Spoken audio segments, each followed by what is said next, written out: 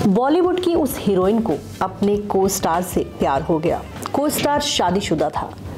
वो हीरोइन उस समय मुश्किल से 21-22 साल की थी और वो इस कदर से अपने को स्टार के प्यार में पड़ गई कि उससे शादी करने की जिद पकड़ ली। एक बार तो उसकी बर्थडे पार्टी में माँ ने उस नामी एक्टर को नहीं बुलाया तो हंगामा मचा दिया।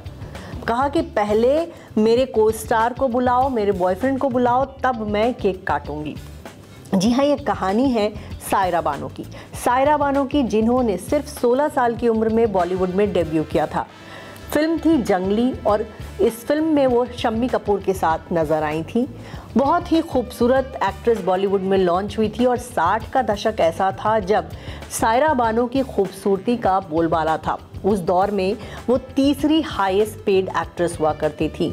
बहुत ही खूबसूरत फिल्में होती थी उनकी, कश्मीर के नज़ारे होते थे, खूबसूरत गाने होते थे और उस दौर के एक्टर्स राजेंद्र कुमार, शम्मी कपूर, धर्मेंद्र के साथ वो फिल्मों में काम किया करती थी। आपको बता दें कि आज है सायरा बानो का जन्मदिन और वो हो गई हैं 80 साल की। 23 अगस्त 1944 को उनका जन्म मसूरी में हुआ था। उनकी मां नसीम बानो एक जानी मानी एक्ट्रेस थी और उन्होंने एहसान मियां नाम के शख्स से शादी की थी। भारत पाकिस्तान बंटवारे के बाद एहसान मियां पाकिस्तान चले गए थे और नसीम बानो अपनी बेटी को लेकर चली गई थी लंदन। वहीं पर सायरा बानो की पढ़ाई लिखाई हुई और वहां से करीब 16-17 साल की एज में वो वापस लौटी। मुंबई आते ही उनको जंगली फिल्म ऑफर हो गई और साल 1961 में उन्होंने इस फिल्म के जरिए बॉलीवुड में डेब्यू किया। इसी दौरान उन्होंने राजेंद्र कुमार के साथ झुक गया आसमान, आई मिलन की बेला और अमन जैसी फिल्में की। 3 फिल्में साथ करने के दौरान दोनों के बीच प्यार हो गया। ऐसा नहीं कि सायरा बानो राजेंद्र कुमार को एक तरफा प्यार करती थी, बल्कि राजेंद्र कुमार भी उनके प्यार में पड़ गए थे और बात ये तक होने लगी कि सायरा बानो राजेंद्र कुमार से शादी करेंगी। सायरा बानो की मां नसीम बानो परेशान हो गई कि एक तो वो गैर धर्म के लड़के के प्यार में है, दूसरी तरफ वो पहले से शादीशुदा है, 3 बच्चों का पिता है। किसी का घर तोड़कर उनकी बेटी कैसे अपना घर बसाएगी। ऐसे में नसीम बानो ने अपने पड़ोसी दिलीप कुमार को बुलाया। उन्होंने कहा कि आप मेरी बेटी को समझाइए, वो आपकी बहुत बड़ी फ़ैन रही है, लेकिन आज देखिए वो राजेंद्र कुमार के प्यार में पड़ गई हैं और वो उनसे शादी करना चाहती हैं। बर्थडे पार्टी में राजेंद्र कुमार को नहीं बुलाया तो हंगामा कर दिया।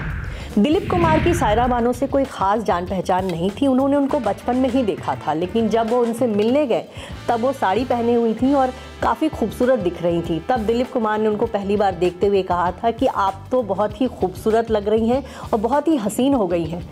ऐसे में सायरा बानो से उन्होंने बातचीत शुरू की। उन्होंने कहा कि आपको राजेंद्र कुमार का घर नहीं तोड़ना चाहिए, आप उनकी लाइफ में हमेशा दूसरी औरत ही बनकर रह जाएंगी।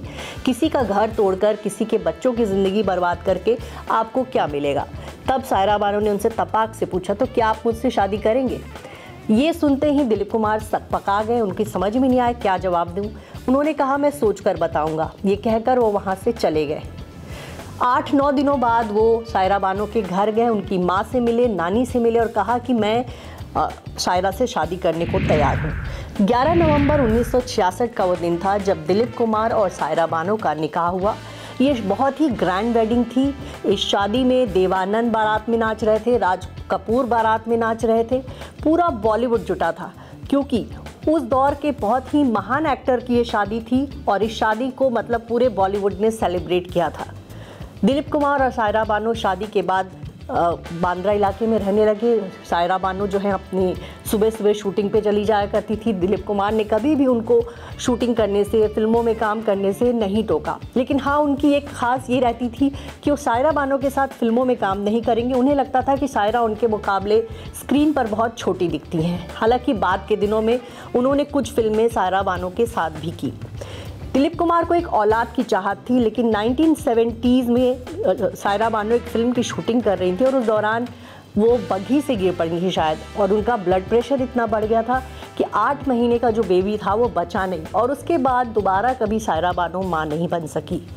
ये एक अफवाह भी उड़ी 80 के दशक में कि दिलीप कुमार ने दूसरी शादी कर ली आसमा नाम की महिला से, और वो सिर्फ इसलिए की थी कि उनको एक औलाद चाहिए थी। हालांकि ये शादी बहुत लंबी नहीं चली। दिलीप कुमार ने उस महिला को तलाक दे दिया। बाद में पता चला कि वो महिला जो है उसकी नीयत सही नहीं थे, किसी तरह फंसाकर उन्होंने दिलीप कुमार से शादी कर ली थी, सिर्फ पब्लिसिटी स्टंट के लिए। दिलीप कुमार और सायरा बानो ने एक दूसरे का साथ बहुत लंबे अरसे तक निभाया। सायरा बानो अपने पति का काफ़ी ख्याल रखती थी। बता दें 90 की उम्र तक आते आते दिलीप कुमार की तबीयत बिगड़ने लगी थी, वो लोगों को पहचानते नहीं थे, लेकिन पत्नी सायरा बानो ने उनका ख्याल रखा। सायरा बानो की यह मंशा थी कि उनके पति 100 की उम्र पार कर जाएं, लेकिन ऐसा हो नहीं सका। 7 जुलाई 2021 को दिलीप कुमार का निधन हो गया और उसके बाद से सायरा बानो की दुनिया में कह सकते हैं कि गम के बादल आ गए, बहुत दुखी रहने लगी। लेकिन किसी तरह बॉलीवुड के दोस्तों ने उनको सहारा दिया, मदद दिया। अब सायरा बानो सोशल मीडिया पर काफ़ी एक्टिव हैं, पुराने ज़माने को याद करती रहती हैं। आज अपने बर्थडे पर भी उन्होंने दिलीप कुमार को याद किया है। उन्होंने लिखा है कि कैसे दिलीप कुमार हर बार उनका बर्थडे भूल जाया करते थे और सायरा बानो के फैंस जब उनको फूलों के गुलदस्ते भेजते थे, गिफ्ट्स भेजते थे, तब उन्हें लगता था कि घर में आज कुछ खास है क्या। वो पूछते थे कि आज क्या बात है। तब सायरा बानो उनको बताती थी कि आज साहब का बर्थडे है। तब दिलीप कुमार को एहसास होता था कि मेरा नहीं बल्कि सायरा का बर्थडे, और वो फिर भागे हुए मार्केट जाते थे और पत्नी के लिए गिफ्ट लेकर आते थे। सायरा बानो सोशल मीडिया पर एक्टिव है, लेकिन ज़्यादातर वो अपने पति दिलीप कुमार की बातें करती रहती। आपको बता दें पिछले साल ही सायरा बानो ने उनका बांद्रा वाला बंगला बेचा है। इसी बंगले में दिलीप कुमार और सायरा बानो सालों तक रहे और अभी हाल ही में इस बंगले में करीब ये एक मल्टी स्टोरी बिल्डिंग बन रही है और वहाँ पे एक ट्रिप्लेक्स जो है बिका है करीब 150 करोड़ में।